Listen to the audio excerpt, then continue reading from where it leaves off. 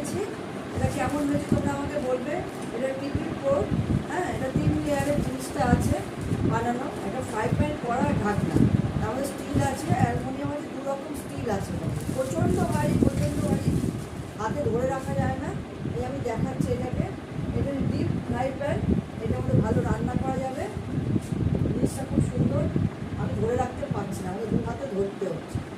এই যে পেছনটা আর এই যে সামনেটা, এই হচ্ছে এটা ফ্রাই প্যান। আর এটা হচ্ছে ঢাকনা, ঢাকনাটা আমি দেখাচ্ছি। এটা হচ্ছে ঢাকনা, এই হচ্ছে ঢাকনার হ্যান্ডেল, কড়াটার ঢাকনা। এটা তো ব্যবহার করা